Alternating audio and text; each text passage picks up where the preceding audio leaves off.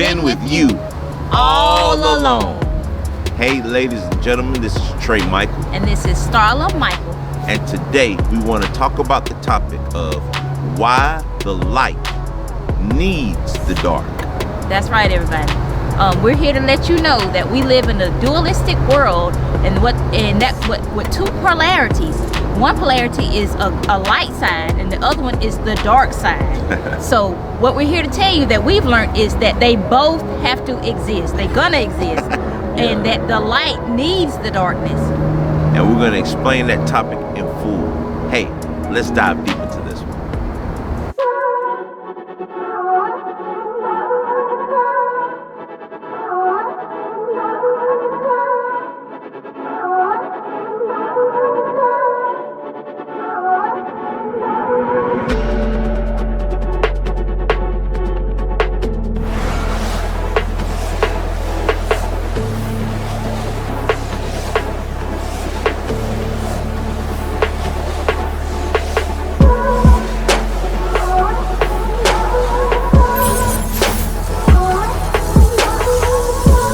Hey you guys, on the topic of how the light needs the darkness, we're going to discuss today how do you know what is good? It's because you've experienced bad. How do you know if you're happy? It's because you've been sad. You've experienced you would not ever know that what joy is if you never experienced misery. So in order for us to have experienced this good experience, we had to experience the negative and then meet in the middle. We have to transmute that negative as light workers and as people in the light, and then we balance it. And that's basically the topic of why we said that the light needs the dark.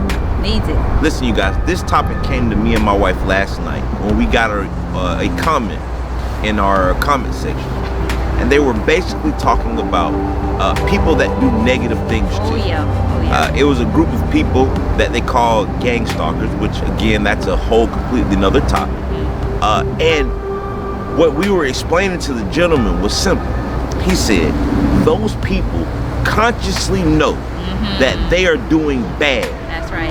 How can I, or why should I, show love or compassion to those things?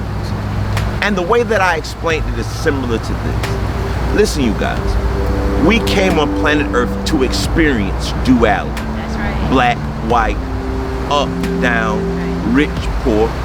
These are actually a part of the 7 Hermetic principles, the principle of polarity, as my wife was just explaining to you. See, the reason that you understand why you want to feel good is because you've already experienced how it feels to feel bad. And we've had enough. And you've had enough. And once you understand these two opposites, you'll realize that both are the same thing. Let me explain to you guys. You hop in your vehicle and you say, hey, I'm gonna live a strictly positive life, right? Yeah. So you get in the vehicle and you try to start the car.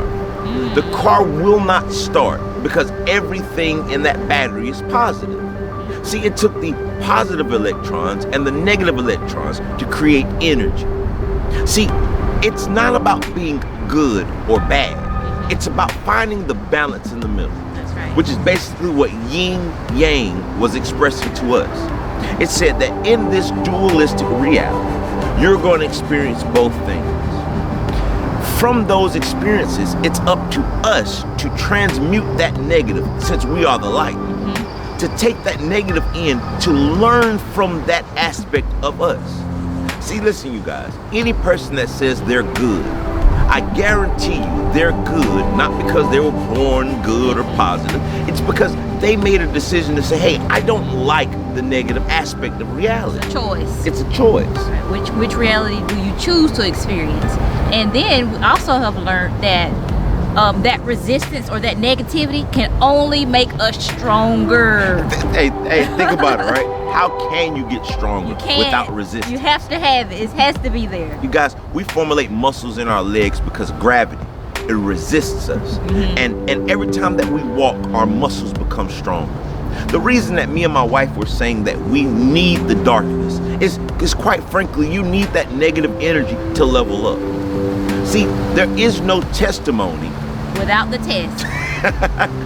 So, when you begin to balance the two, what happens is you begin to change your perspective of what's occurring to you.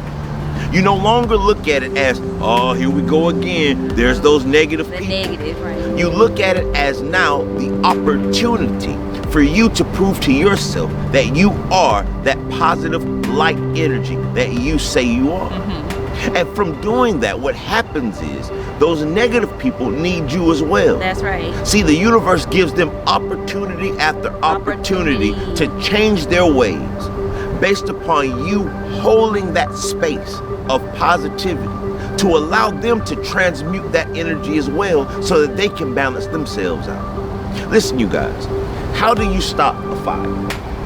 You put water to it. That's right. That's right. But see, if you think about it, fire and water are its opposites.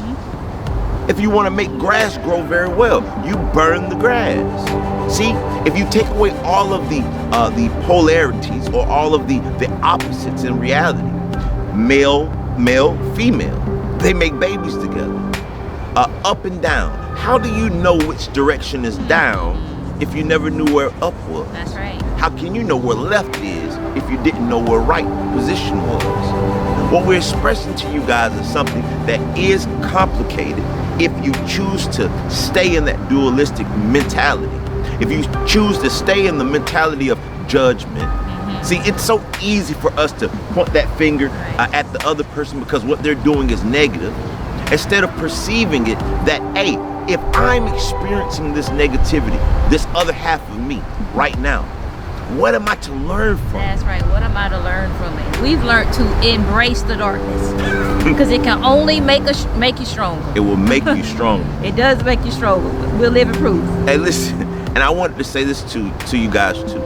Right now in the universe, it's a lot of you guys and ladies. And forgive me when I keep saying guys versus ladies, because me and my wife are trying to work on that, because that was a part of a duality that was male autistical. You know, that everything is male. God was a man, and if you say, hey, fellas, you're talking to both male and female. So I want to work on that as well. I have to find that balance in between.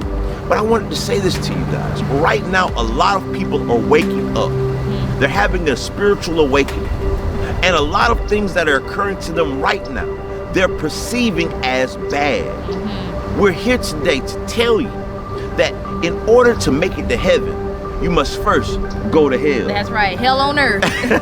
And when you make it through that darkness, when you make it through those perceived bad times, it's going to teach you to be the positivity that you're looking for in the world. That's right. You guys, instead of resisting or fighting against the darkness, realize that that is the other half of the coin. You can't have the coin without having the heads and the tails. So embrace the whole of it. And when you do, you'll be able to spin that coin and realize that the power has been with you all along. Hey, ladies and gentlemen, as we always say, live, love, and laugh, and namaste, namaste, namaste.